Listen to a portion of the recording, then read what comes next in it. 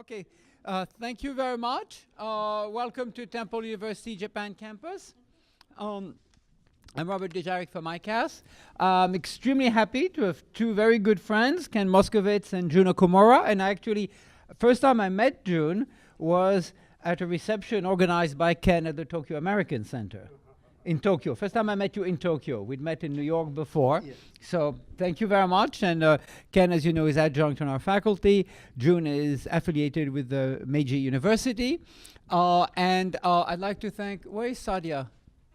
Sadia Pekanen for making all this possible as the organizer of the symposium. Without further ado, I'll give the mic to Ken, who is going to start, and then Jun will make a few comments, and we'll have our usual Q&A. This is being video recorded, so during Q&A, if you want to remain anonymous, if you speak from your seat, you will be neither seen nor heard for eternity, but you'll be heard and seen here. And if you want to be recorded, you just walk up to the mic. Thanks. Thank you, Robert. And thank you to our university sponsors and to our audience who deserve a special round of appreciation for their stamina for being stalwarts since 12:30 this afternoon. And I'm hoping I will have the stamina to make my own remarks coherent.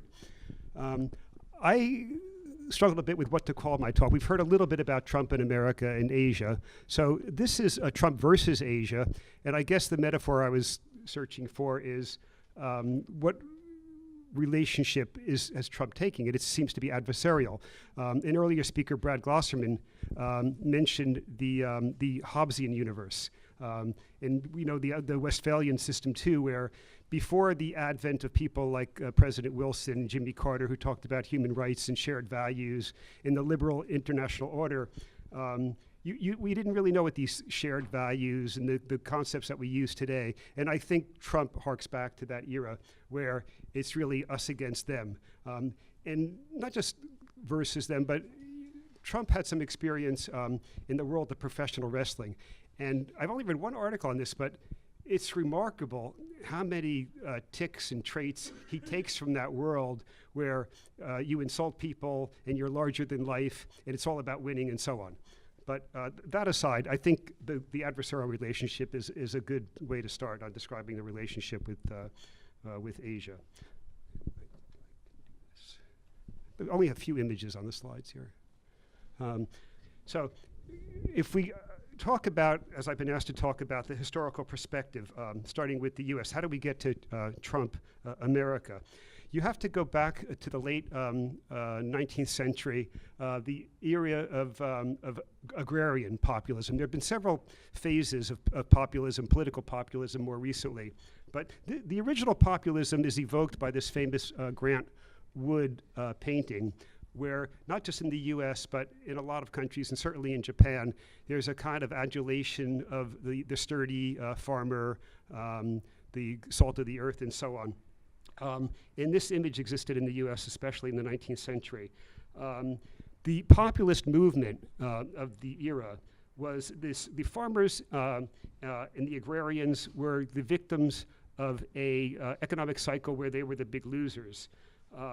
There had been a shift of wealth from the rural areas to the urban areas. And I don't think they really understood why the wealth was not in the country anymore. I also think of Downton Abbey, if you know this.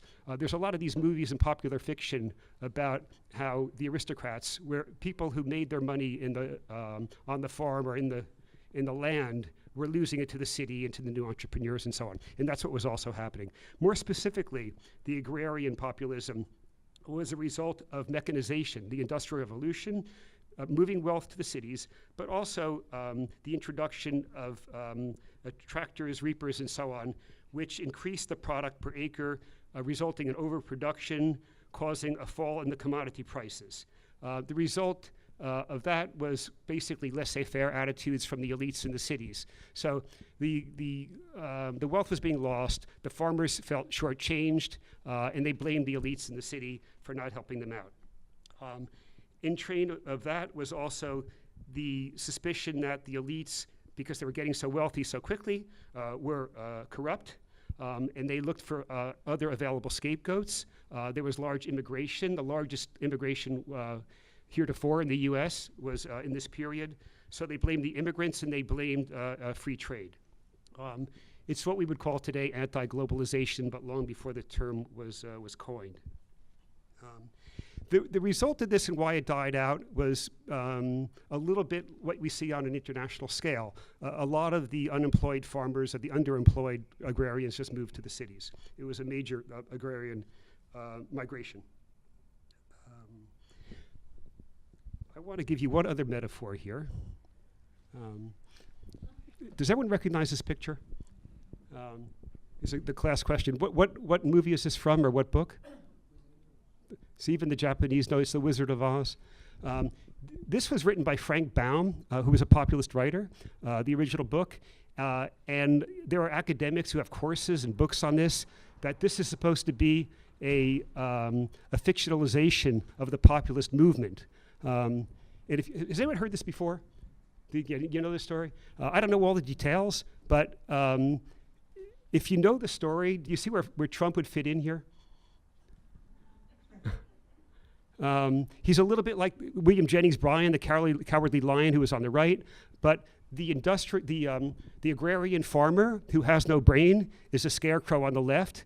He was the one who was denigrated by the elites, and who has to go to the gold, the Emerald City. He has to go to the city to be told that he has a brain by the wizard. And just the Tin Woodsman, he's the industrial worker. He doesn't really fit in this picture.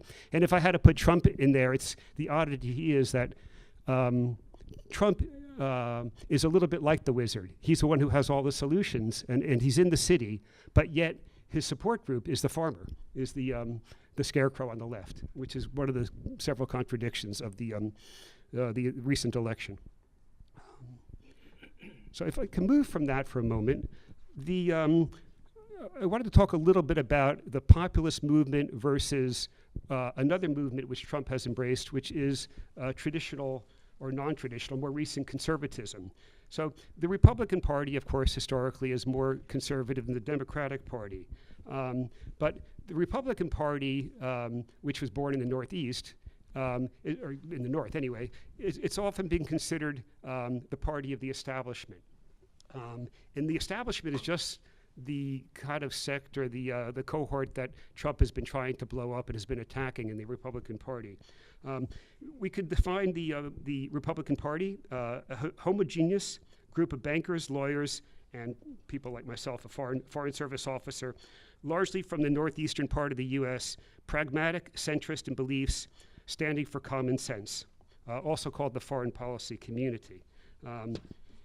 But in Trump's version, in this populist view, the establishment is also the elite, and the elite has to be attacked because they don't have common cause with these workers, mostly in the farms, in the kind of the crumbling Midwest, but also in the industrial cities. He's trying to appeal to the workers.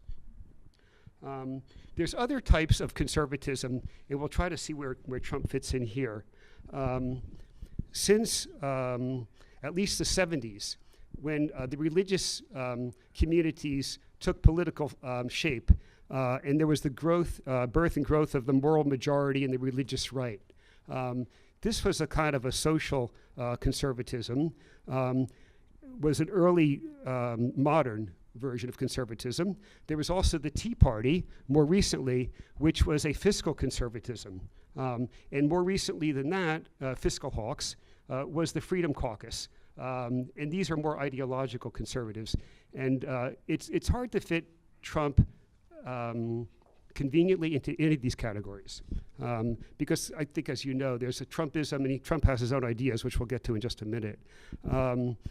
But basically, there's three types of general conservatisms. There's the fiscal conservative, the fiscal hawks, who are very conscious of government spending and want to shrink the size of the government and get rid of the U.S. debt.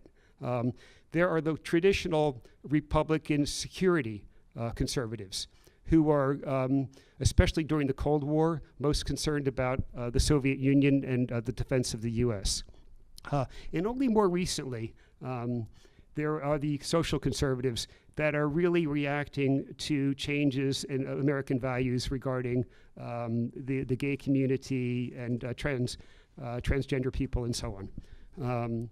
And during the campaign, we didn't know where Trump would come down because he's a wealthy New Yorker who just a few years ago was pro-abortion and rather liberal, and then he became a birther, and he shifted more toward these other former types of conservatism.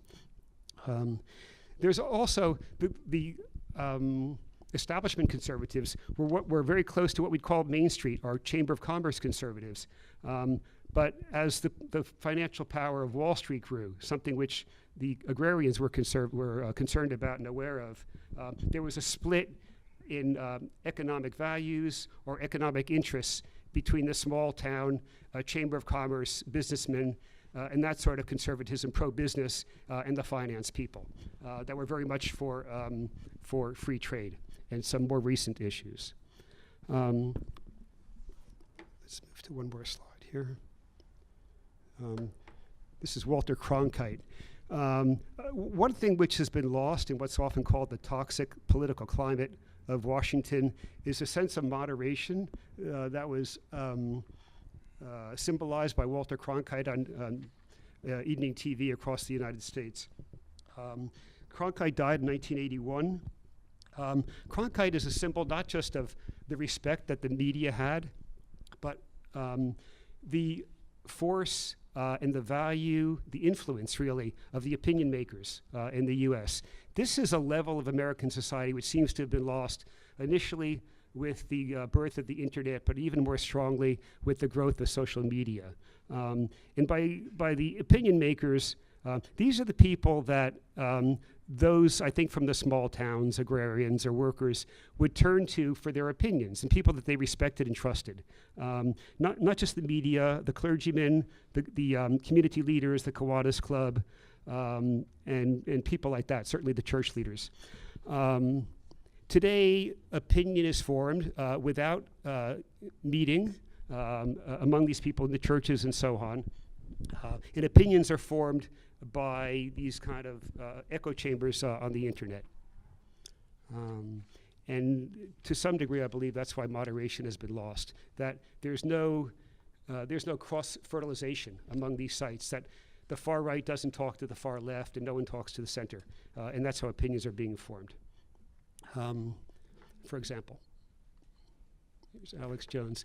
This has become, thanks to the internet and social media and retweeting and so on, a typical opinion maker on the internet with no sense of moderation or responsibility or even adherence to facts or respect for facts, which is where the fake news comes in.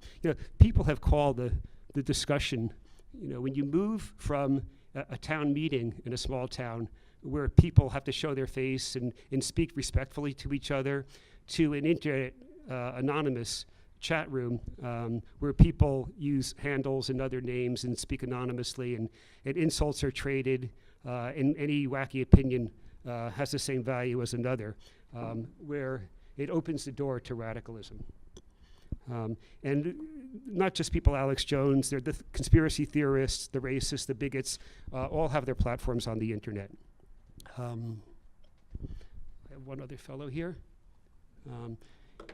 The next stage was when the people like Alex Jones, Steve Bannon, who had a far-right internet newspaper, so-called Breitbart News, got himself a position as a strategic advisor in the White House.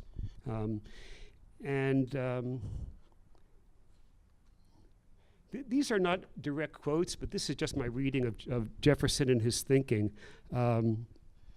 That I think this is the kind of the dangerous phase that we're in. That especially Jefferson, more than any of the founding fathers, believed that democracy is fragile. It's hard to set up and very difficult to establish it. It's easily lost. Liberty is infinitely precious, almost infinitely fragile, and that's the core belief of the Jeffersonians. He also believes that the gutters of history, ancient and modern, were strewn with the wreckage of democracies. And I think that's why we're at a dangerous phase. So some of the speakers earlier today were asking indirectly whether this is just an aberration. The loss of respect for democratic values and mutual respect for people in the public sphere, or whether we'll just move from this dark phase that Trump is a fluke. Now, we were also reminded that we don't want to get into Trump bashing, and I personally don't disagree with all of his policy ideas. Some I think were overdue, but the character of the person and that character in the White House is very dangerous, because lecturing here at Temple, where I'm always telling my students to study hard and to show mutual respect for your fellow students, and to be sure you know what you're talking about and so on.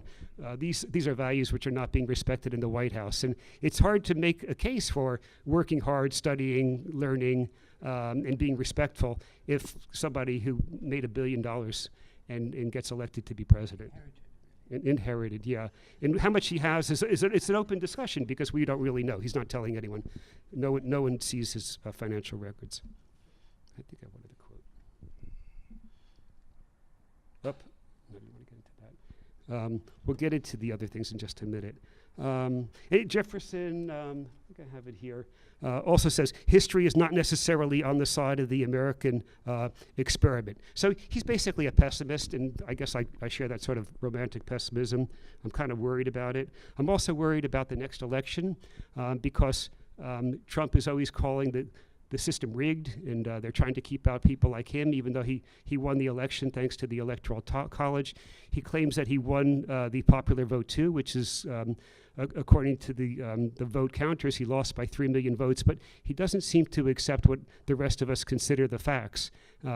And his rate of support right now is about 30%, but he's got a hard core of 25%, which Hillary Clinton famously called the deplorables. But these are people he boasted about who have very little education, less than a high school education. And I'm just afraid that people who don't respond to reasoned arguments are not going to respond to election results where Trump loses if he does win again. And that's why I'm sort of concerned about the history or the fate of the Republic. But those I speak to who are not as worried will refer to the Constitution, and that the checks and balances are still in place, that the Founding Fathers were aware that the people, the mob, will elect a demagogue. It's just one of the hazards of a democracy, but that's why they put the checks and balances in place, and the separation of powers especially. So it should be a period that the Republic will survive.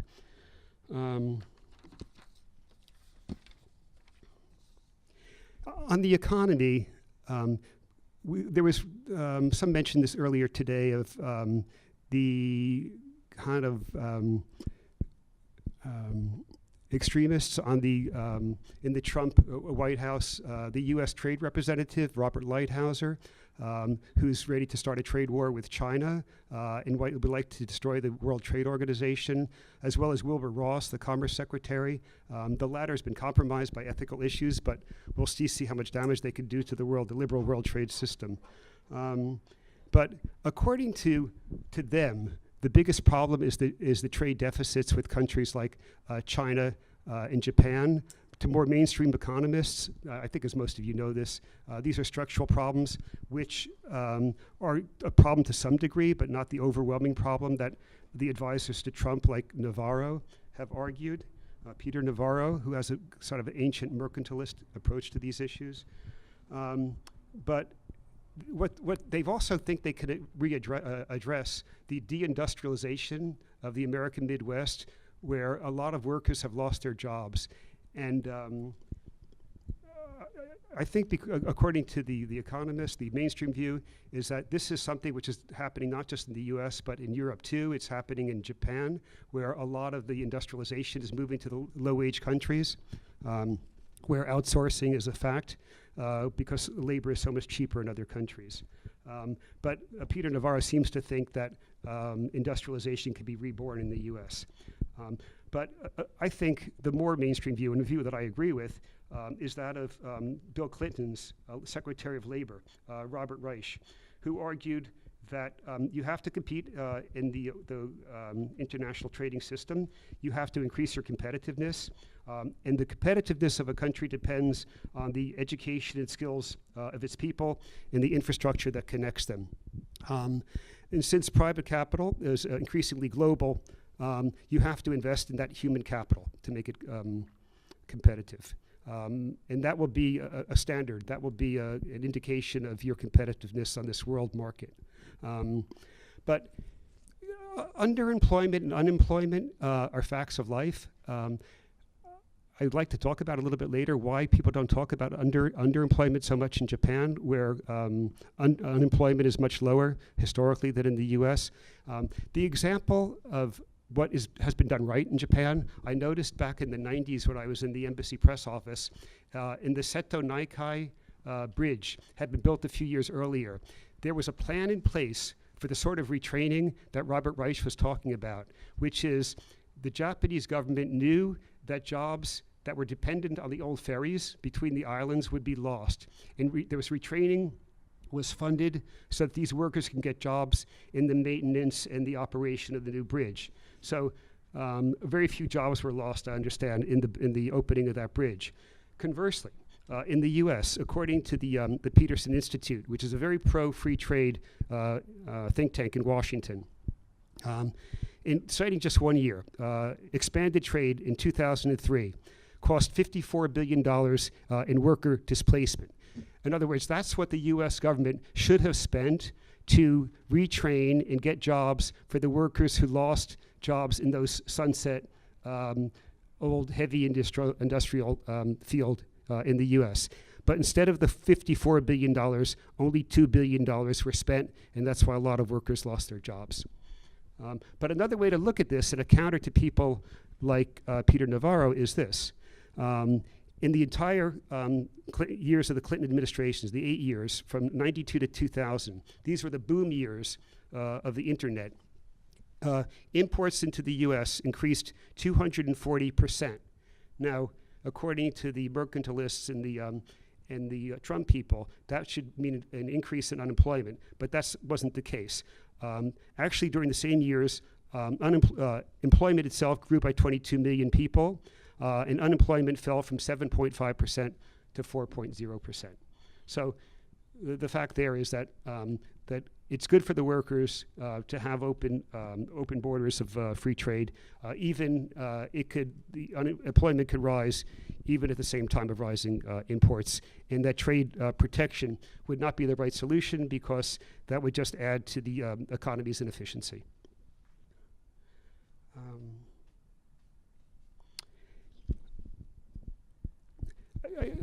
I've talked to, I'm not a specialist in these things, but the friends who've focused more on what else can the U.S. do to address the trade deficit, say, with Japan. Where the U.S. is strong, you need to look at the sunrise industries, electric cars, some of the things which have been cited, solar power, electric cars, IT, healthcare. U.S. is especially strong in medical devices, especially any products which would appeal to a graying society.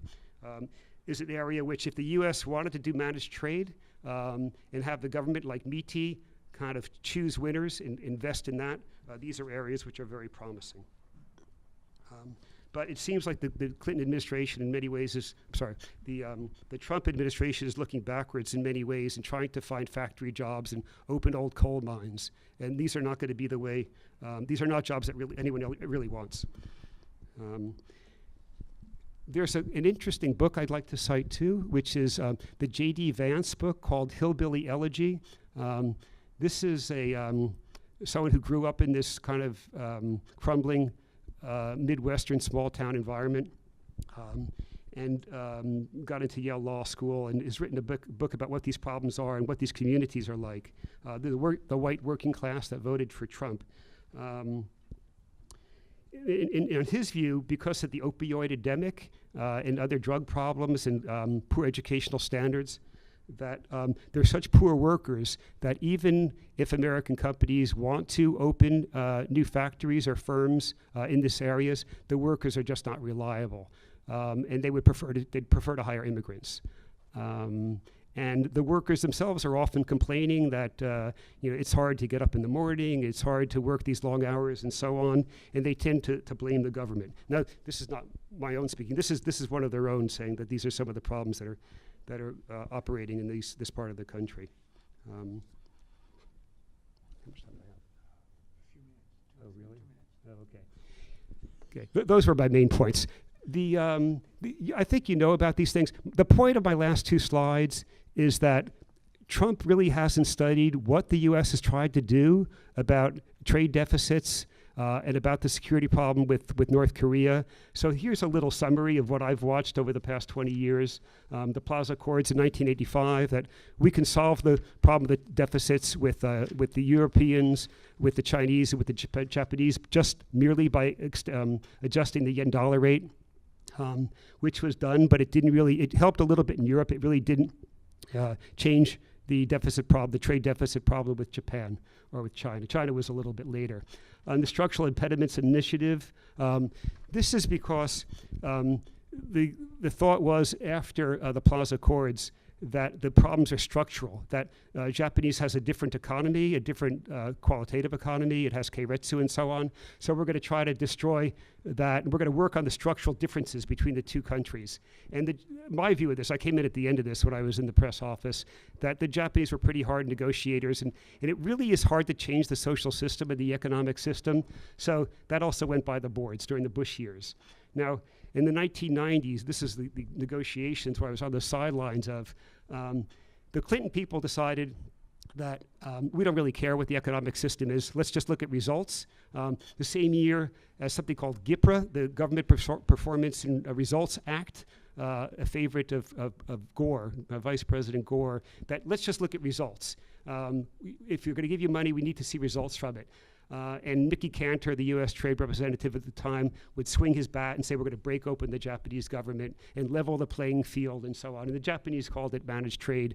And it didn't really help very much either. But the real, going off my notes now, what really worked, though, I think the Japanese realized that they could work down the deficit by the transplants.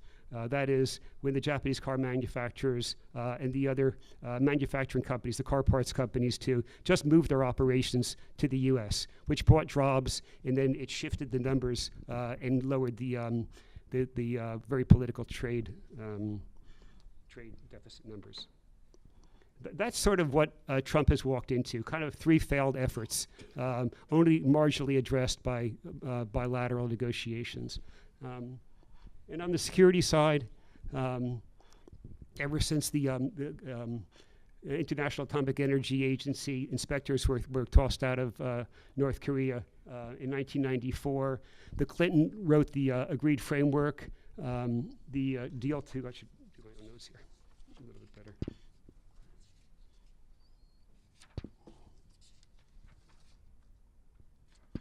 Yeah, this was the years of Robert Gallucci in North Korea. These were pretty tough negotiators to try to write this agreed framework. The deal was to freeze and replace the DPRK's nuclear power plants with the light water reactors, which are less susceptible to nuclear proliferation. There would be a step-by-step process to normalize relations. The American side, especially the conservatives and the Republicans in Congress, blamed the DPRK for not respecting the terms of the agreement, but most outside observers will say the problem was that the Republican Congress refused to fund the light power, the light water reactors. So it was really the fault of the Americans that this one fell apart.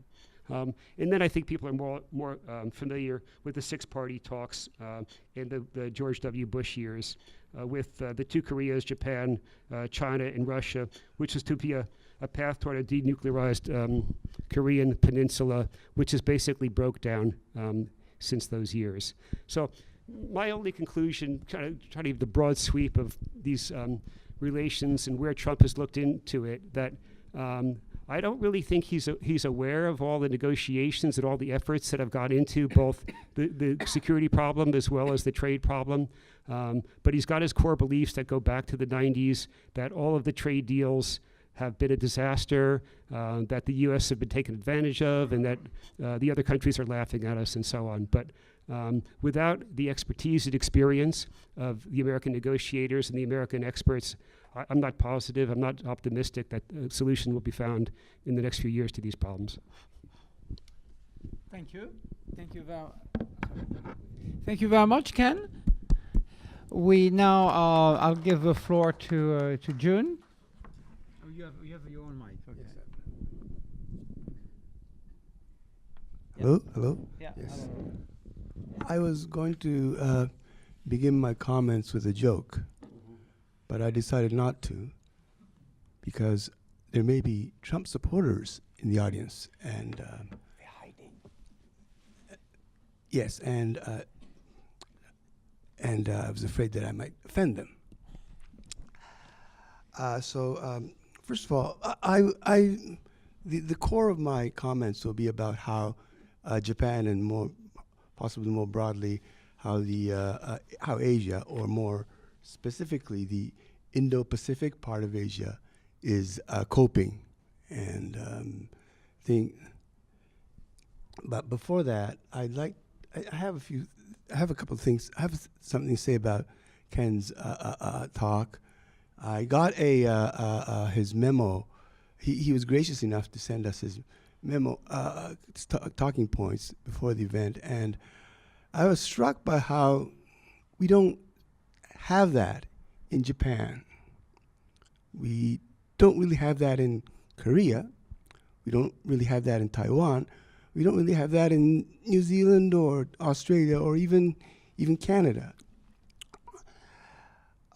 It seems, on the other hand, Europe does have its Marine Le Pens, the Nigel Farages, the Boris Johnsons, and what have you.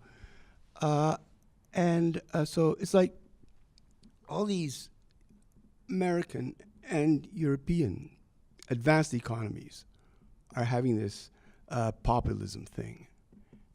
But over here, we're not.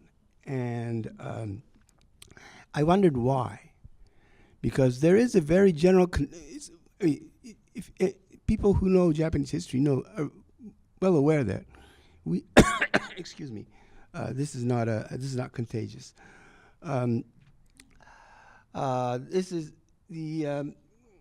Japan has had its history of agrarian populism, militant socialism before, and maybe for a couple of decades after World War II.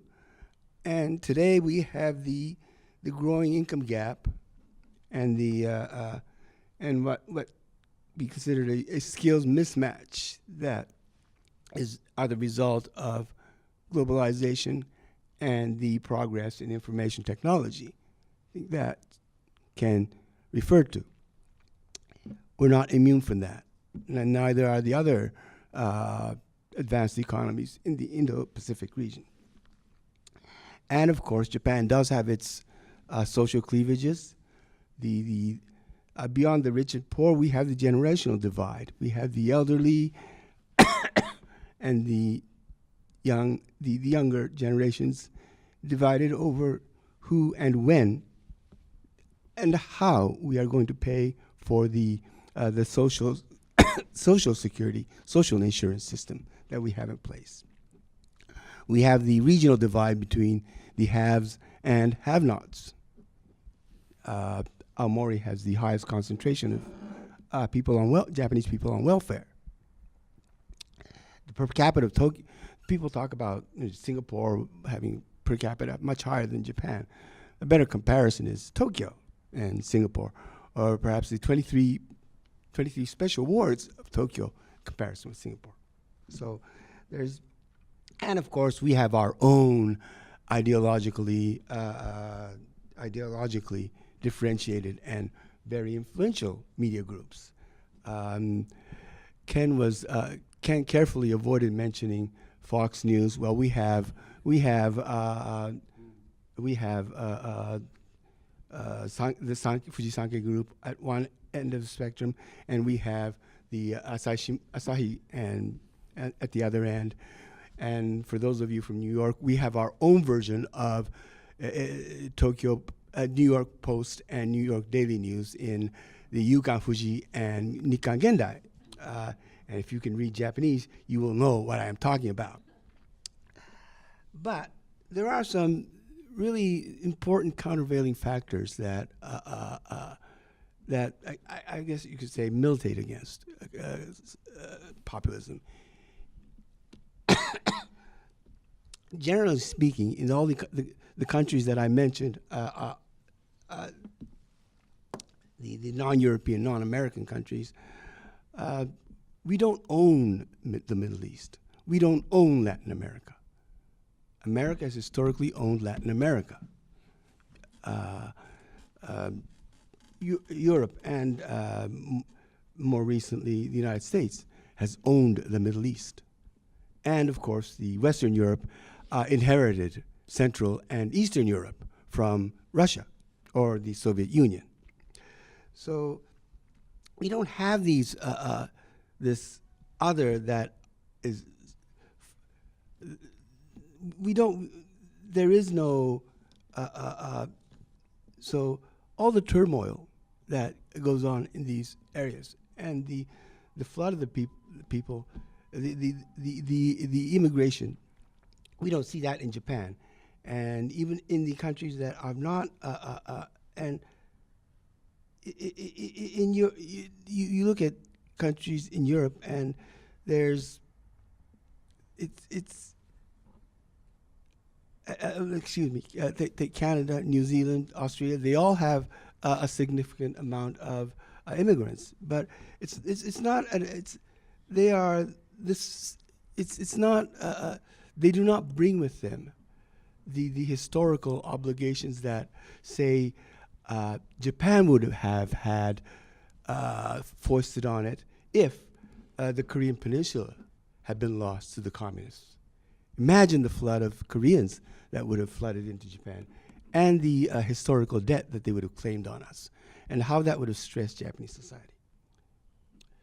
So going back to Japan, we have this, there's a certain uniformity imposed on the Japanese population by several other factors. One of them, I think, is the national public education curriculum that we have. That to a large extent, the private schools must also submit themselves to, and then there is the mass media. Now, I talked about the two extremes, but it's at first glance. I talked about the Fujisankei group being the equivalent of the right-wing media in the United States, but there's a huge difference, and that is something that does not that is very much disliked by the liberal media, which is the neutrality clause in the Broadcasting Act. Now, it may constrain people on the liberal side of the national debate, but it also constrains people on the other side of the debate. And there's a very large number of broadcasting networks competing against each other, and more or less following the same issues. And people can just switch from channel to channel. And there are no people who get their news solely from the Fujisankei. There are no people who get their news solely from the Yomiuri group. I think the Japanese media does, beyond the editorializing that the newspapers from their respective ideological starting points do, to that imposes a certain uniformity in the Japanese public.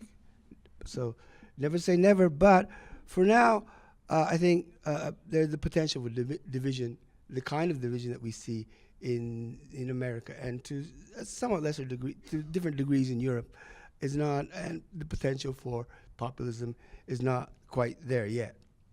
Okay, life in the Trump world. I'll try to go through these as quickly as possible. I think I think of this, our coping with Trump from two perspectives. One is the geographical perspective, and the other is the sectoral, if you will, the economic, social, and political security dimension. And here's what I mean.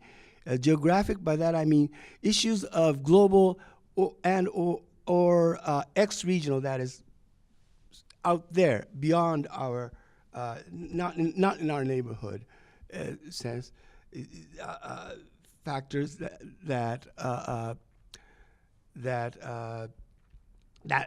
nevertheless affect us. And then there's the regional factors that affect us. And then there's the bilateral relationship with the United States. And each of them have different implications on the economic side, as well as the political, the security, as well as on the security side. On the economic side, I define that rather broadly to include environmental issues, because it does not, because it is much more, at least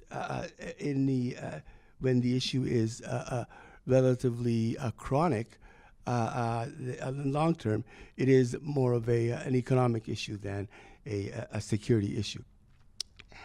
And so far, what we've seen is that, I think, in my view, the United States has, the Trump administration, I think, I would argue that the bark has been worse than the bite. And by that, I mean, let me go through them one by one. On the global, the ex-regional aspect, one is the threat, the threat to the global institutional architecture, and by that I mean the WTO, the Bretton Woods, and you can see it. It is there's how the currently there's a it looks like the the Trump administration is sort of trying to sabotage the WTO. That is the worst interpretation that you can make of its approach is that it's trying to starve the WTO by robbing it of its dispute settlement powers. And then there's the dropping out of the Paris Agreement on climate change, which generated lots and lots of headlines.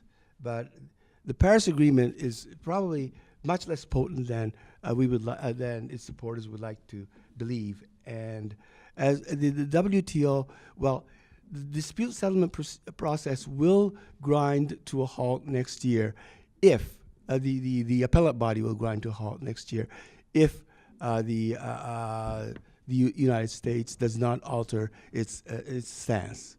But will it actually lead to the destruction of the WTO system itself? Well, there's another presidential election coming up in 3 years, and is even 7 years enough to destroy the rules themselves? That is something that I'm not ready to, personally, I'm not ready to accept. The threats to the global institutional architecture also includes, in the absence of American leadership, assumed takeover by there are voices that call that talk about China taking over the international system and pointing to the setting up an alternative system and pointing to the One Road, One Belt initiative for that. But as far as we've seen so far, it really looks like China lending money to its neighbors to build their infrastructure, and if it really looks more like a commercial, a series of very large commercial transactions being conducted within the monetary financial framework that we have in place through the IMF and much less noticed Bank of International Settlements. And I think the Chinese Infrastructure Investment Bank likewise is even more closely embedded in the international financial system, almost a sister organization of the Asian Development Bank and the World Bank. China is definitely trying to integrate itself further into the global financial system. The cyberspace, not so much, but financial system, that's the direction which is going. So the what's going on the international institutional architecture is not something that I believe we should worry too much about. Middle East, how do we cope with what just most recently, say, the recognition of Jerusalem? Just try to stay out. I think what the Asian countries, and China included actually, is trying to stay out of center stage as much as possible. Leave that to the Americans. Leave it to the Russians to challenge it, and also leave it to Europe, because that is their backyard, and they've been involved there for hundreds of years, and there's no sign that that Europe is pulling out. So just let them handle it. I think that's the attitude that Japan and other countries in the Indo-Pacific are taking. There's also another ex-regional issue that Trump is threatening to scuttle, and that or bluffing or not, it's just, we don't know. But there's NAFTA, but again, only Canada and Mexico has a say in that. So all we can do is just keep an eye on it, and how things. And the outcome will definitely affect Japanese businesses, but at the end of the day, it's a matter of it will certainly create some inconveniences for us. Is about as far as we can say. Okay, I'll try to keep the rest of my comments short. Okay, there's a regional aspect, which is we have two problems in our region, two major problems in our region. One is short, one is immediate, and that is, what are we going to do with North Korea and its weapons of mass destruction programs, and of course the fat tail risk of a U.S. preemptive attack on North Korea.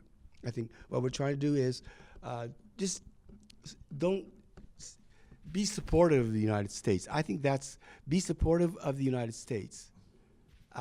We don't want, I think, what Mr. Abe and Mr.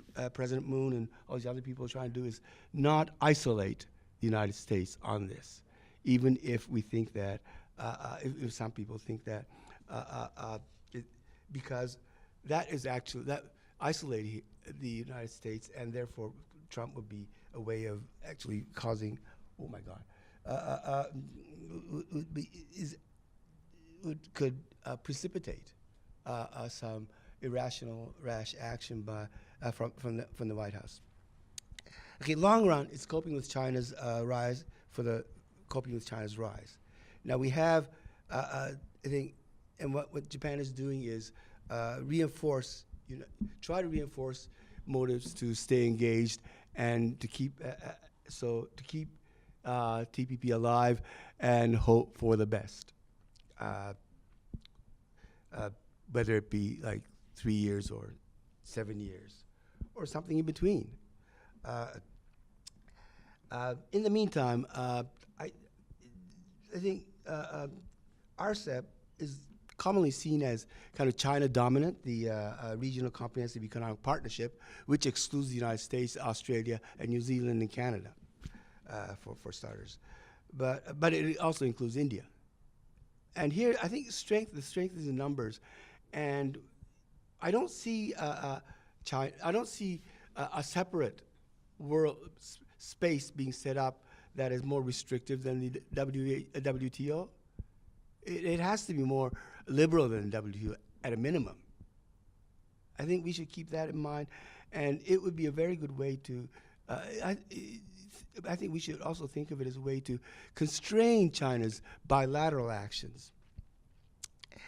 And on the bilateral, there's the, I think I have here in my notes, it says, keep Trump happy, stay out of Trump's crosshairs otherwise.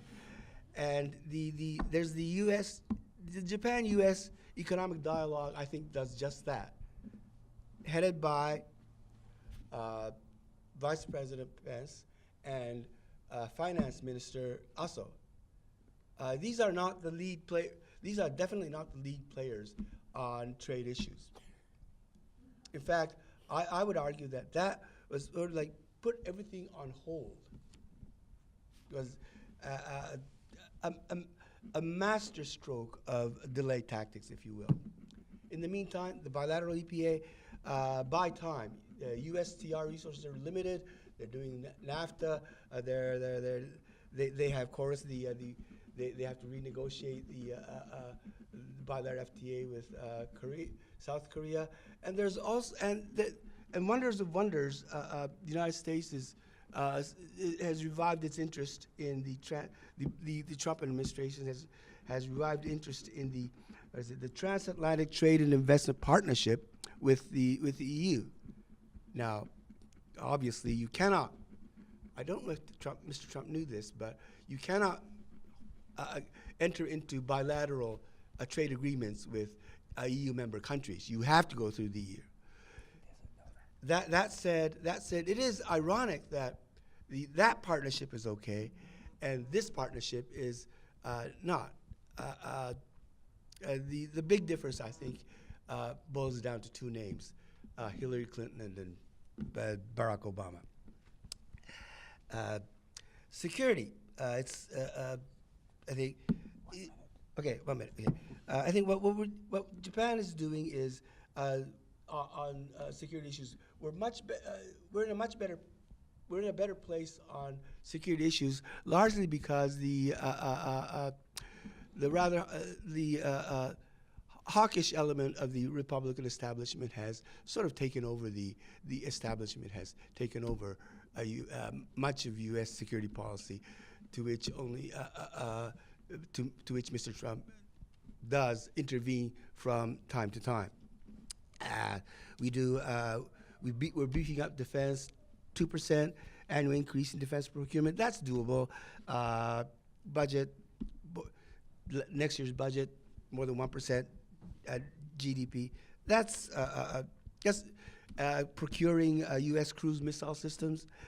These are kind of like very incremental, but pleasing to people like Mr. McMaster and Mr. Mattis. And we changed the Constitution interpretation to better integrate the self-defense force with the United States and other allies.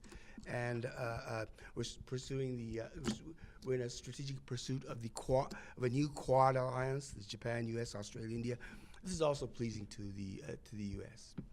So we're coping, and it's probably it seems to be easier than it seemed in say January. Thank you very much. Thank you, June. My take from this is that I mean, what Ken described is essentially a bad situation for Japan. I think June's description was so far, nothing has been terminally broken. So let's hope we can kind of survive this unfortunate moment, give a few toys to the boy in the White House, and continue as if nothing had happened. I have a few questions, but I want to give priority to our honored guests. Professor Chung. Yes, thank you. Okay. you for very interesting presentation. I have two questions to Professor Moskowitz, and I'd like to hear your view on those questions. First one is, you mentioned about agrarian populism in 19th century, and we have another populism or populist movement now. And although there are many differences between these two populism or populist movements, but still maybe we can find some similarities between these two. Like in 19th century, that in the agrarian populism, the main members of the populist movement are peasants in the rural countries. And in those days, there was a rapid industrialization in America and urbanization in America. So these peasants in rural countries are kind of alienated from the rapid social change or disengaged from this social change. But likewise, now many white working class people living in so-called Rust Belt states or involved in manufacturing sector. Is the mic? Can we put the mic a little stronger? Thanks. And these people actually, their job security is now threatened by mainly by two things. One is globalization, and another one is technological innovation and automation. So they also feel alienated and disengaged from rapid social change, which is taking place now. So in that regard, maybe there are some similarities, although there's big difference in time frame. So maybe you can say your view on the similarities. And my second question is, you mentioned also several diverse streams or maybe factions within Republicans, right? Like fiscal conservatives or social conservatives, Yeah. And now we have another new addition to Republican coalition. Well, maybe we can call that coalition Trump coalition. That's again the white working class people. And these white working class people are traditionally Democrats. Right. And actually this is not the first time. In 1980s, when Ronald Reagan was nominated as a candidate of the Republican Party, presidential candidate of the Republican Party, at that time, the working class people, particularly white working class people, although they are liberal in economic interest, but they are quite conservative in moral issues, right? And they can be mobilized by the Republican Party or Ronald Reagan, who represents the moral majority. Okay, so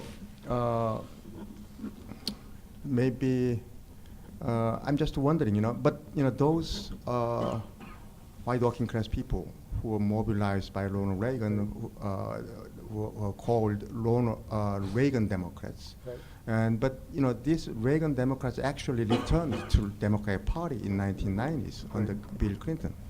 So I'm just wondering, the white working class people mobilized by Donald Trump will stay there as Republicans, or maybe their defection is another temporary thing. Yeah. Thank you. Thank you, Gene. You're talking about very complex social processes and historical issues. So I can only give you a gloss on it, some perspective of my own on what's going on. The comparisons to the 1890s agrarian populism and the populism of Trump and the situation of the agrarian farmer class in the 1890s, which were losing their jobs, and the industrial workers in the Midwest that have been losing their jobs to what they think is globalization. The parallels are, I think, the solutions are the same. You've identified the problems. The solutions are retraining and finding them jobs in the sunrise, in the new industries. What happened in the 1890s, where they left the farm because they were replaced by, it'd be robots today, but it was machines back in that day. And they moved to the cities. It was an urban migration. The statistics are striking that in the colonial era, 90% of the American workforce was in agriculture. In the mid-19th century, it dropped below 50%, and now, of course, it's below 3%. So you have to go where the jobs are, and you have to be retrained for it. And I tried to give you that statistic from the Peterson Institute that there was on the order of $450 billion needed for retraining, and there was only $2 billion spent. So they don't have jobs, and when they're desperate for jobs and unhappy, they turn to radical solutions and blowing up the government, which was the solution, which was Trump. Eventually I think solutions will be found and they'll get jobs, and I hope we'll move on.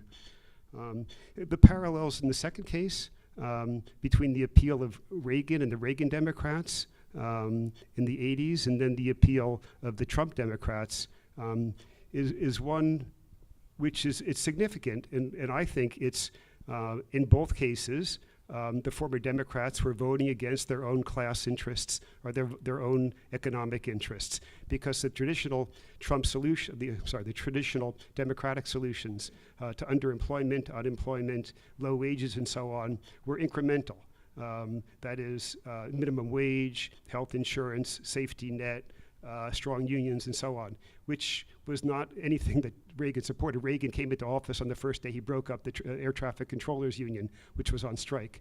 So he wasn't any friend of the working man in that sense. But there are two parallels, at least to Trump, that Reagan made them feel good. He was the Teflon president. No criticism stuck to him. He felt good. It's morning in America, make America great again. He made people feel proud. He made them feel good about being American, and he rejected what was called the declinism of his predecessor, Jimmy Carter, who was very negative and worn down by all the problems which he couldn't seem to solve. But the other issue which is in common with them, I think, suggests what I said about voting against your own economic interests. In the book by Frank's What's the Matter with Kansas, he lays out, looking at an earlier election cycle, but in the state of Kansas, he studied the voters, and he found that the former Democrats who are now voting against their economic interests were doing it on the basis of a social conservatism, that they felt threatened and alienated by social revolution, particularly abortion. These were conservative socially, they were anti-abortion, but they were also against gay marriage and things like that. And those issues strike to their emotional core and their identity. And those outweighed the economic interests. And you could say, what is Trump offering this sort of white underclass? You can't really see it in the current tax bill that's under consideration.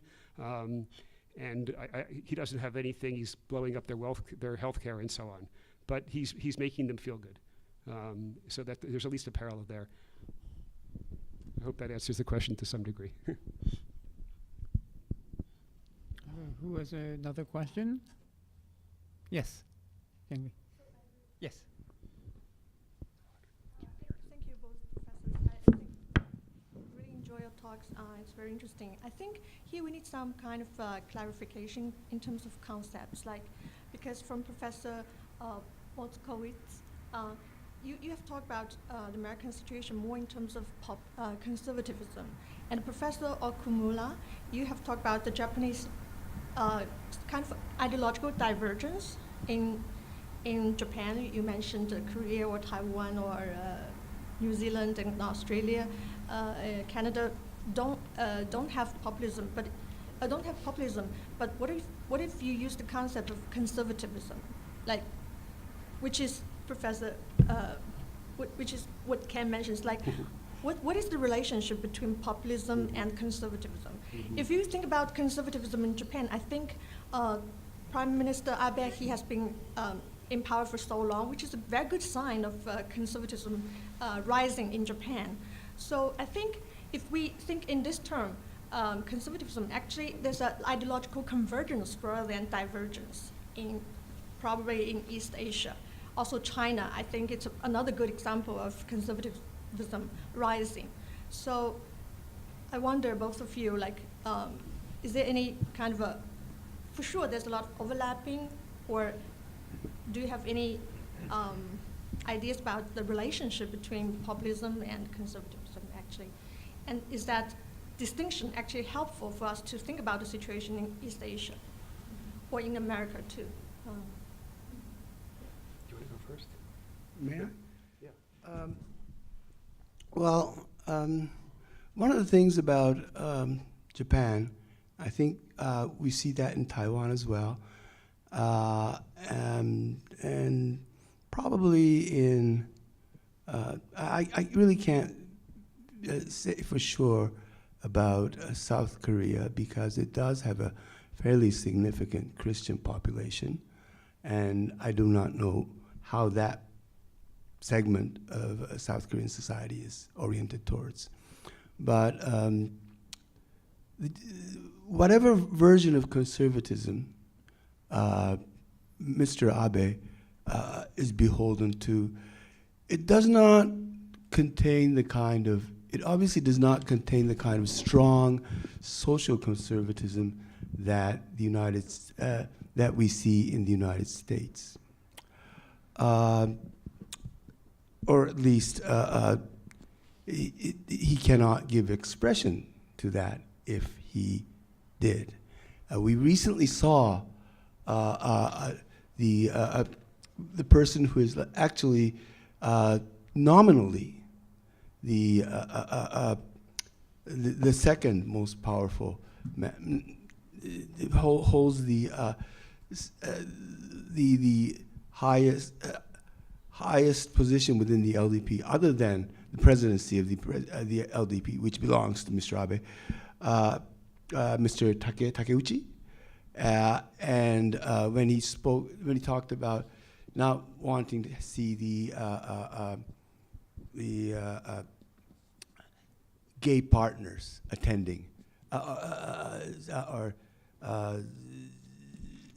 same gender spouses, partners attending the emperor's, the emperor's whatever event he was referring to. I cannot say that. I can't find the word in my head in English. Reception, yes. In particular, I don't think we have the okay. No, not the coronation. Okay. And the response was swift from the foreign minister to the cabinet minister, to the chief cabinet secretary, who essentially shot that notion down and essentially said that they are essentially said that they would be welcome, and they would have to be, because obviously the Irish Prime Minister is gay, and he's not the only.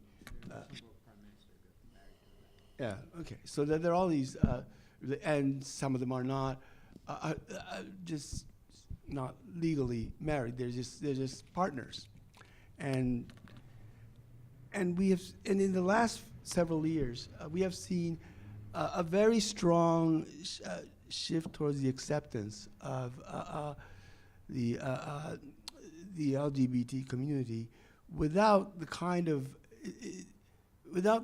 of drama and the enormous friction and that we see in the United States. So we're still stuck up on the using your having spouses different, retain their each retain their about retaining their maiden names, or in the case of men, whatever you call those, whatever they're supposed to be called for men. But that's still an issue. On the other hand, it is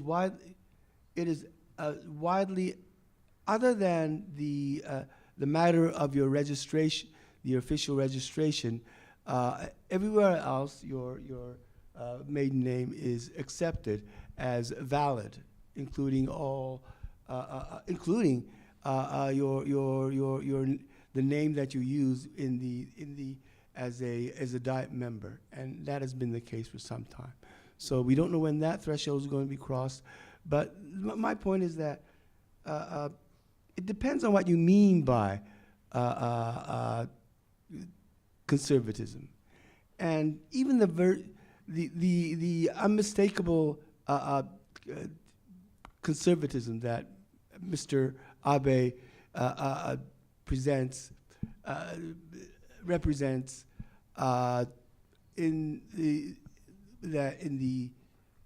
within the broad category of, I guess, nationalistic tendencies. Even those are, if you really looked at them closely, they're only like 150 years old. So many of the traditions that our conservatism holds dear, including including spouses having the same family name, sharing the same surname, is like maybe only 150 years old at most. They are basically imported from Europe and the United States. They've been grafted onto our thousands of years of Japanese tradition, if you will. So who knows how long that's going to last. Yeah, thank you for the question. I want to talk a bit about the overlap of conservatism and populism in the U.S., or how they might relate to each other. It's helpful to look at a modern populist before Trump, but I didn't mention any of them. One that comes to mind is George Wallace, governor of Alabama. He ran for president in the 60s. We tend nationally, we think of them as a favorite son, but he had a lot of populist elements in that, or what he shared with the populists like Trump, anti-Washington, anti-elites, anti-trade, and social conservatism against modern tendency toward, we'd call gay marriage and so on, gay rights. But in the case of Trump, it's funny that it's hard to parse him down where he's a populist and where he's a conservative, because he's so contradictory. Contradictions during the campaign, contradictions between what he says and what he's now affected as policy. But I think it's helpful to just remember the three categories of conservatism: the fiscal, the security, and the social. And it's ironic that a lot of commentators said during the campaign that Hillary Clinton was more conservative than he is. On all those fields, he was, at least on two of them, she was much more of a fiscal conservative, because Trump was talking about spending $1 trillion on infrastructure, even though he nominated and talked about balanced budgets, but they all do. He nominated a Treasury Secretary who was willing at the time as a congressman to vote against a bill to keep the government open, to fund the government.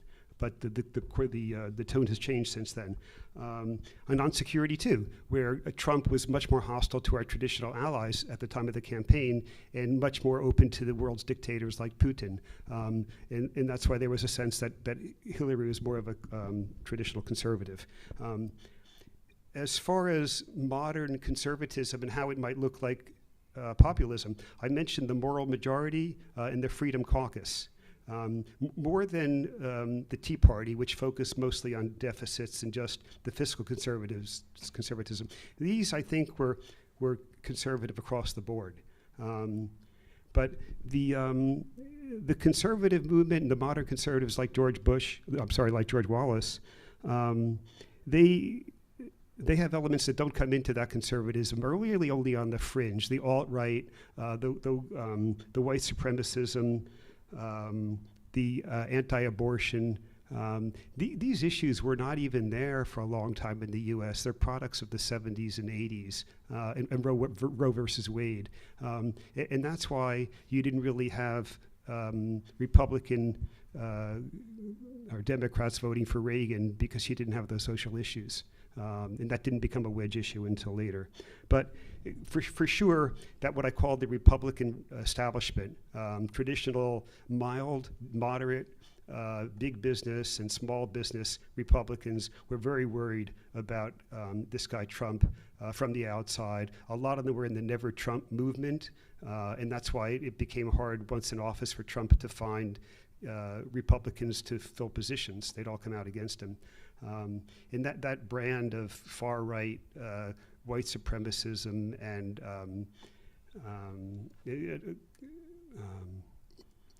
these issues of anti-elite, anti-free trade, anti-Washington, you'd heard some of that on the fringe, but it was pretty antithetical to more traditional conservatism.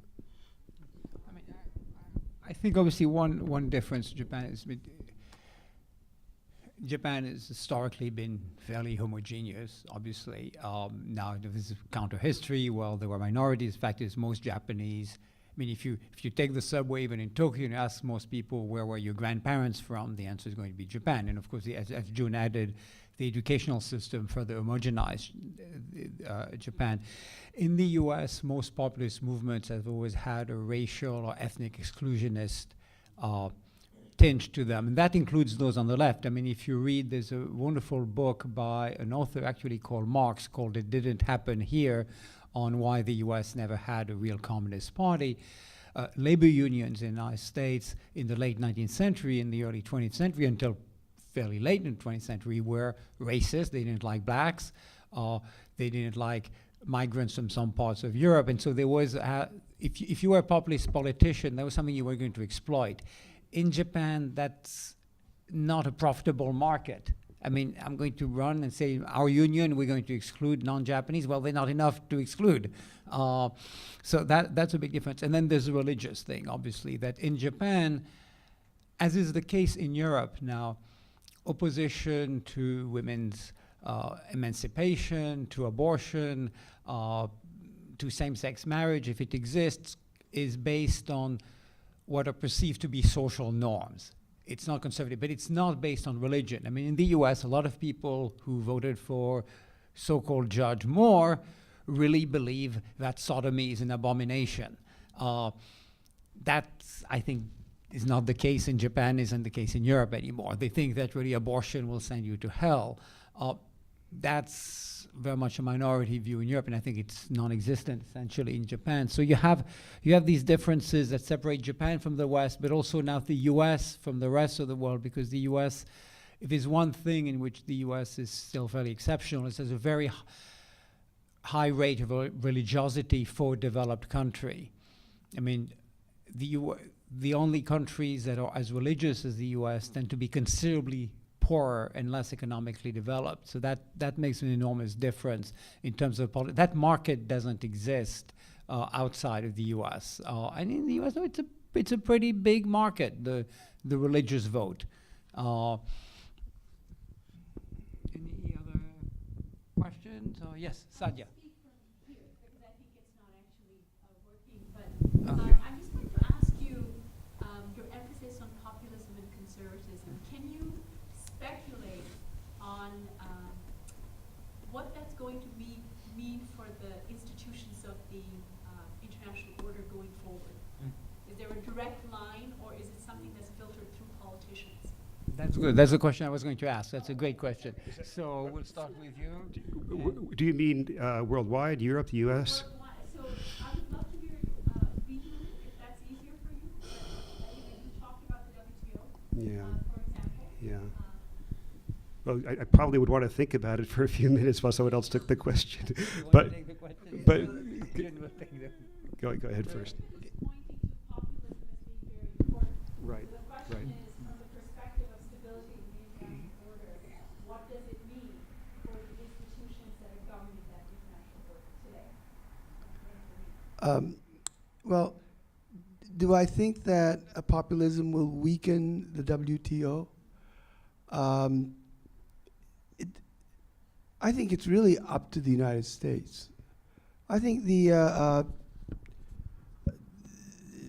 it's, or more generally, the world, the free trade regime that the WTO upholds.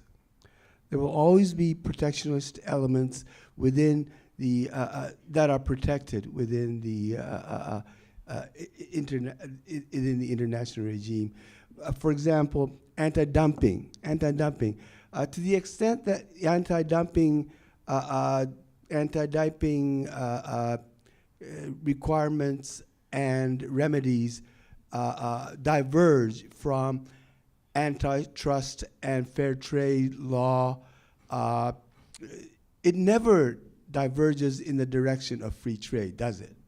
So to that extent, that's one example of where a protectionist element remains in the is already there in the WTO. Will it be? Will that expand the protection elements? I don't think so. But on the other hand, will it be? Will the room for free trade expand within the global WTO system? At least with regard to within my lifetime, I'm skeptical about that as well, because we no longer have a dominant power that is willing to enter, accept intrusions of the international regime into the domestic economic system, which is basically what happens once you get past the tariffs and go into investment, intellectual property, whatever. And as for the like-minded, but we will, I think, continue to make incremental progress by like-minded countries. Hopefully, the TPP will be launched, Mr. Trudeau willing. RCEP certainly will be, whatever we wind up with and if RCEP does, we are able to bring RCEP to a conclusion, it will certainly be an improvement over the status quo. And when you look back at the financial, the Eurozone crisis, notice how take Greece. I mean, the logical. I mean, you would want. I mean, you would want to just why you would want to. Why not drop out of the euro and issue your drachma, and then you could really revive your economy? But it was like a talisman. And look at all these countries in Central and Eastern Europe. They're sort of drifting towards a soft authoritarian system, which is definitely not what EU wanted, but was not the aim of the European Union, or was not the aim when they accepted these former Comecon countries into the EU. But none of these countries are entertaining the thought about leaving the liberal economic system that the EU has, that the EU represents, and and countries like Germany and France, and they're not interested in kicking these people out, these countries out either. So I think the international institutional architecture on the economy, I think, is actually quite robust and quite resistant to these populist sentiments that, say, brought that Greek prime minister to power. You have a few minutes to Yeah. think. Yeah, I wanted to think about where this might go, the populism in the U.S. And for that, I have to think about the populists I know, the Trump supporters, and the people that are angry and riled up about the issues that he's raised. The parallels to populism of the 1890s is that in both cases there were people that are unemployed and underemployed. I think if you address those issues, either by migration or by retraining, which has been underfunded, and give them jobs and make them competitive, that will dissipate some of the anger. But there's also a little bit of misplaced anger, I have to say, because they're angry at elites in what they call the swamp. I spent several years living in Ukraine, where the president walks away with his full staff. This is to get him out of office. His full staff, his driver, his chauffeur, his car, and the kids to keep the mansion and his salary. This is, full-scale corruption as we know it from Transparency International. So when Trump and attacks on the elite say that, as an ex-elitist, I'm a Foreign Service officer, who gets a bureaucrat's salary, and that there's some sort of conspiracy by deep state and people like me, I don't think that's right. And I think only education and sort of shining light on how we operate and how we live, and you have to let people know that we don't really have that scale of corruption. So that, I think, is not genuine. That will take education, and to get them jobs will, I think, dissipate some of that other populist anger. And that's how other populist movements have been dissipated historically. The other element, which is really the core, which is going to be harder to work on, that these Trump supporters get very upset about diversity, multiculturalism, and the questions of identity, of diversity. And that's because they imagine that minorities, immigrants, women are getting jobs which they were not qualified, took jobs away from them, and so on. And that'll take education, but I think it'll also take jobs again. They'll have to get back into the competitive economy before this latest kind of outbreak of populism is going to be succeeded to something better. I think to answer your question, I think conservatism and populism are obviously very different. I mean, conservatism can help build an international order because a conservative can be an internationalist. I mean, if you think of the founding fathers of the European Union, Adenauer, de Gasperi, Spaak I think was socialist, Schuman, were all conservatives. I mean, they were Christian Democrats, and that played an important role, especially actually the Roman Catholic aspect of it for them was very important. Reagan was an internationalist and a globalist.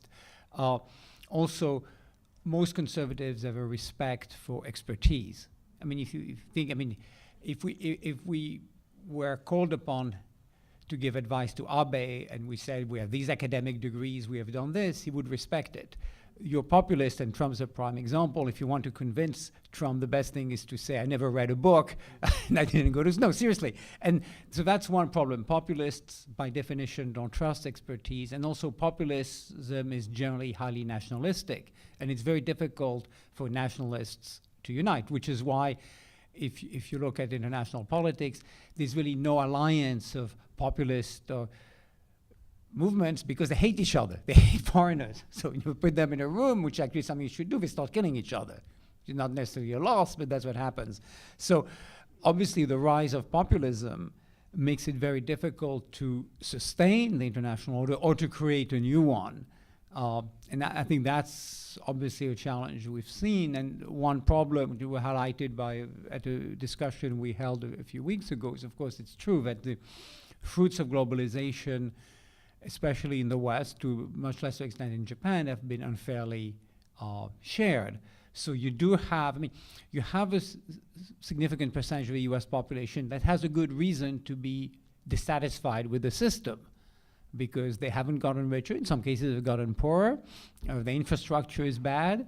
You have a problem with the school system. If you can't afford to live in a rich area or send your kids to a good private school. Now, the problem, of course, is they voted for policies that will make them even worse off.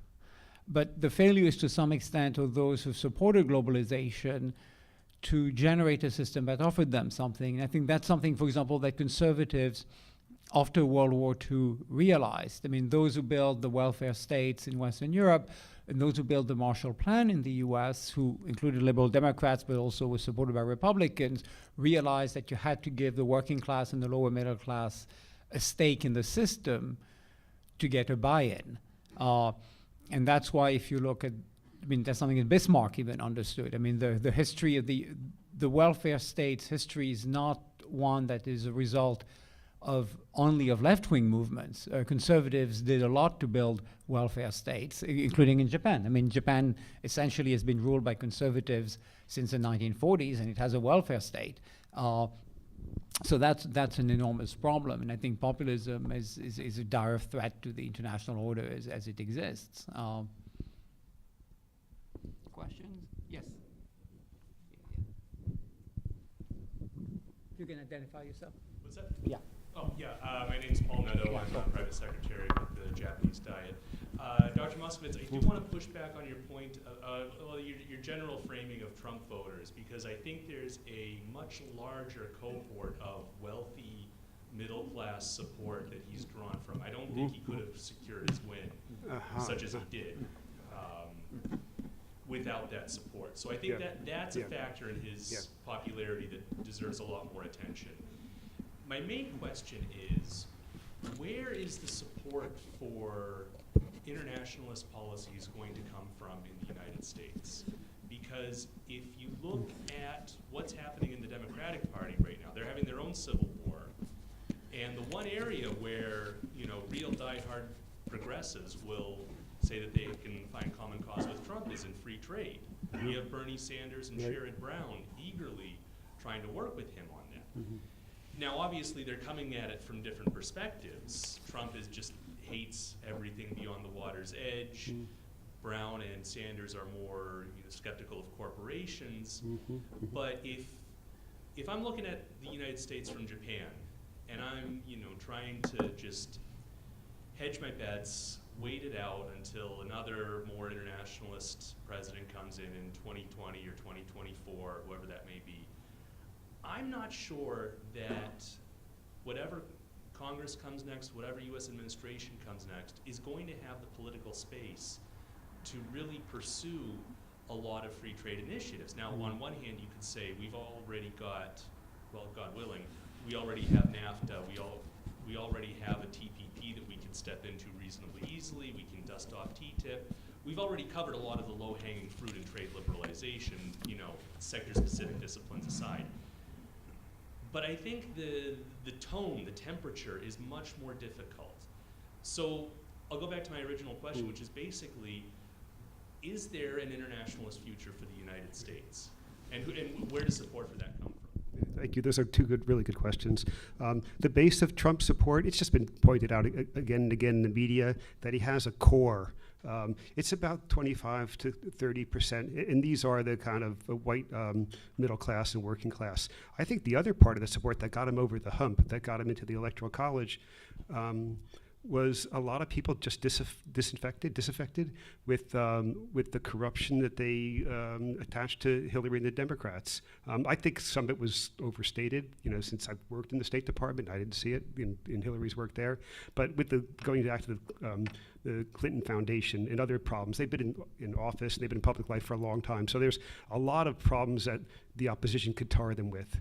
And I was actually, said this a number of times, I was not optimistic during the election because there was no enthusiasm on the Clinton side, and there was an awful lot of like Nuremberg rally type enthusiasm on the Trump side, which was frightening. That level of passion that was on his side, and you know, throw the bums out, but on steroids.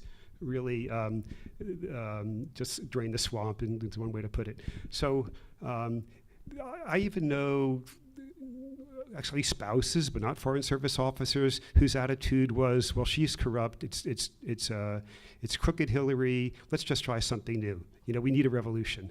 And then a lot of people who sat it out or voted third party, but a lot of people were not willing to pull the string for Hillary Clinton. And I think that was another big part of the support. And then the evangelicals too were all in the Trump camp just because of abortion and maybe some other issues, because although, as I mentioned, 5 years ago he was pro-abortion, he said he was strongly pro-abortion just a few years ago. The other question, where is the electoral support or the constituent support going to come from for free trade?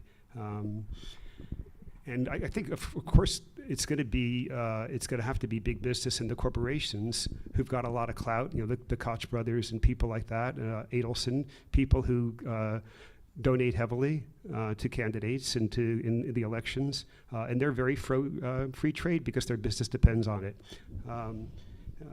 And that's what it's traditionally been. I think for the man in the street, it's a lot harder to make an argument for free trade because the results are slow in coming. And as I did when I made the case for it, when you point to job creation, unemployment, and you compare that to the number of imports, you need a certain mind that is comfortable with numbers. And I don't think Trump understands it, and I don't think the American public is, unless they have a Walter Cronkite who says, I studied it, I understand it, this is what you need to do. But without trust in the elites or in academics or people who understand these numbers and these trends, it's going to be hard to bring the broad public along. I mean, I think the commercials that will be funded by the corporations, they'll find some other way to bring the population along if it's going to happen. Any ideas? No. Yeah.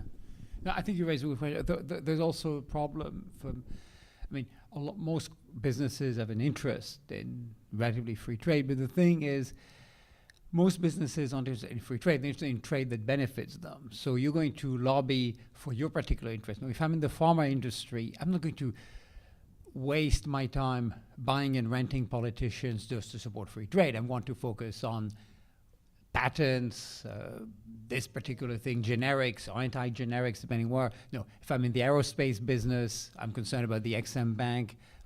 So it's for something that's essentially a public good, it's very difficult to get businesses to support efforts that help achieve that goal rather than have them focus on their narrow interests. It's a little like immigration. I mean, most businesses benefit from immigration, but they're concerned about something that's very specific to them. In the agro-business, you're interested in the ability of farm workers to come. You don't really care about IT professionals. If you're in Silicon Valley, it's IT professionals. It's not farm workers and everything. So it's a very complex thing. So that's what, I mean, there's an ideological aspect to it. I mean, the way, obviously one way the US government built support for the creation of the international order after 1945 was the threat of communism, was we're at war with godless expansionist communism, and therefore what we are doing, not only in the military field, but in the political field, in the cultural field, all of this can be justified. You know, we're building at the time the GATT because that helps contain the Soviet Union. That really wasn't the core reason for it, but that can be used. We're doing cultural diplomacy because we're fighting the Soviet. So everything, now it's hard. Now some people talk about fighting ISIS, but unfortunately, ISIS isn't the Soviet Union. I mean, no, it's China, but China is very different because China, Soviet Union was 100% an enemy. China is also a major trade partner. I don't think anybody in the US, no American president is going to go on TV or now on Twitter, well, except maybe Trump, and say, we are doing this and this because we're in a life and death struggle against the Chinese and we want to defeat them. So it's a little different. It can be used because, so that's a problem. I mean, because right now you don't have anything to mobilize in favor of either sustaining the international order or sustaining it and improving it. Yes. Thank you very much. Okay. The Trump administration proclaimed the deregulation, and after months, and what has happened is he actually imposed more regulation in reality, except for the ones related to the EPA, Environmental Protection Agency. And given this fact, I'm wondering to what extent the Trump matter affect the real policy course in public policy in the U.S. and beyond, and in particular the matters related to the Asian Pacific. For instance, I got some article explaining that there are some resentment on the Japanese automobile import within some particular part of the U.S., such as the California state, for instance, even before the Trump administration. So wondering to what extent what the Trump administration push was the originally affected by the administration, and to what extent the issue is related to rather the more broader structure issues, structure factors. Thanks. I'm not sure I got all of that question, but as far as the Trump attitude toward the EPA, he's trying to dismantle environmental regulation and labor regulation, anything that seems to get in the way of business. It's all about the bottom line and GNP, and as he would describe it as more jobs. But during the campaign, he was taking credit for bringing more Japanese companies, particularly the car makers, into the U.S. That was a positive for him, and he was shaming any car plans that were moving to Mexico. What's interesting, if you bring back your question to the issues of international order, is that in a way Trump has changed the U.S. position from being that of a developed country to being that of a developing country, because a high-tech developed country like the US or like Japan is in favor of environmental regulations, because not only is it good for public health, and public health matters for everybody, but it's true. If you're in a very poor country, people can barely eat. You say, look, it's bad to have coal mining, but it's better to be a coal miner and to eat than to starve. But in rich countries, you want to promote clean energy, high-tech, solar, systems that depend on very advanced software, because that's going to help your own industry, which is why historically countries like India have said, look, it's great to support the environment, but you basically, the West, polluted the world for a few hundred years. Now that you're done with pollution, you're saying we don't have the right to industrialize, and you want to keep the benefits to you. And because Trump, as I think, as Ken pointed out, supports sunset industries rather than sunrise industries, he has transformed this U.S. position in international trade, because environmental regulations are very much linked to trade nowadays, from that of an advanced country to that of a poor, low-tech, developing country that measures success in how much coal it mines. It was very important. To be a major coal producer in 1850 was extremely important. In 2017, that is not the benchmark which you use to see which country is powerful, has a strong economy, but that's the way he thinks, because he believes that his voters supported him because of that. And that's a very interesting evolution of the US position. Just quickly, what worries me is that because a lot of Trump policies on the economic side are so short-term, you see the market's up over 20% this year. People will just look at that and say, he is the CEO in chief. He's done a great job with the economy. It's growing. It was growing in the Obama years too, but it's continued to grow. And if you just look at that, and you don't look at, for example, the longer term problems of higher cancer rates, black lung disease, problems associated with dismantling environmental regulations, you can see a re-election. If it's the economy stupid, as they said in the previous election cycle, and people just look at the stock market and economic growth, there's an angle for re-election. Any other questions? Oh. You have one for June. Okay, yeah. So that will be the last question, I guess. Yeah, there's just something you said I didn't quite understand. Maybe I don't understand about Japan. You mentioned that we know that the Japanese media is pretty conservative and pretty much toward the center, but my understanding is that the newspapers in Japan have also lost a huge amount of their readership, just like in the US. So no one's reading the newspaper, they're looking at their cell phones on the phone now. So why haven't they moved to getting their information from the internet and social media? So what's different here? Getting information from the internet. By they, you mean the Japanese public?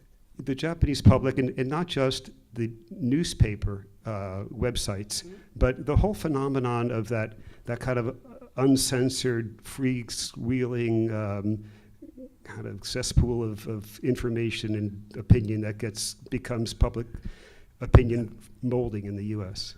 You use the word cesspool. I've thought of that for a long time, actually.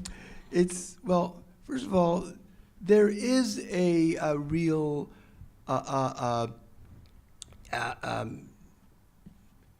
well, before Twitter, there was Nichan, which is also replicated, which is sort of replicated in the United States. What was it? 4chan or whatever. There's something similar involved in the United States, just the same way that, say, that Docomo was there before the Sprint and ATT were, but it never. It's so we did have a fairly thriving world of information where, and it's still, I'm pretty sure it's still there. In fact, it is still there. Where at least it's, and I'm sure this still continued, where there was so much information, both good, bad, in terms of quality, but the corporates had to pay attention, and they had to assign people specifically to keep an eye on this medium, because whether it be true or not, these bad stories could spread like wildfire and seriously harm the corporate interests. It's never, and there is still,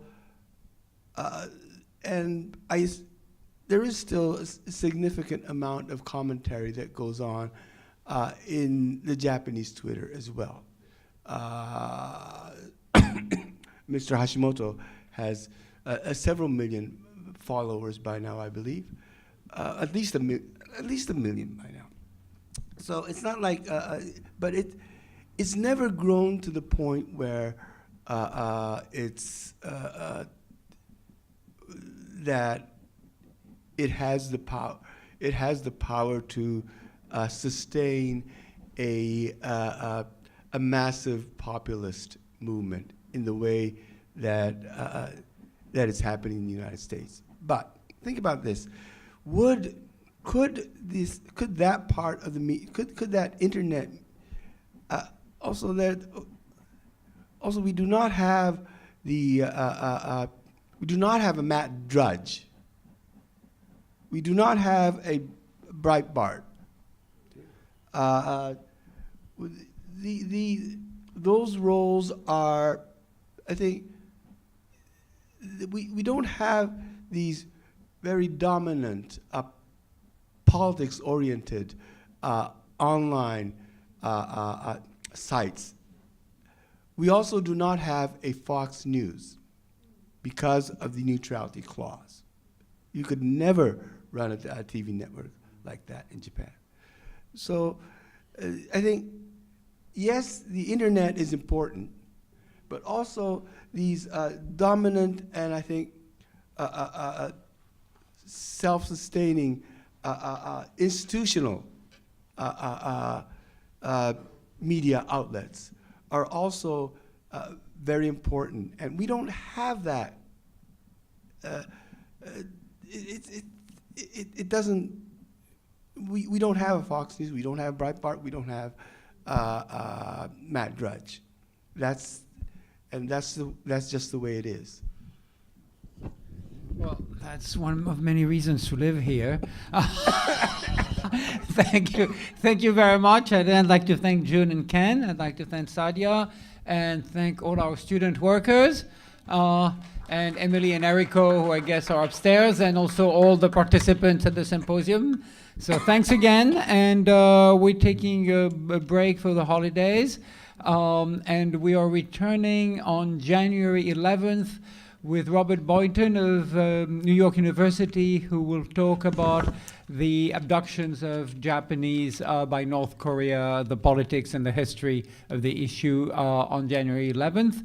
So have a great New Year's, and the best wishes for 2018. Thank you. Thank you.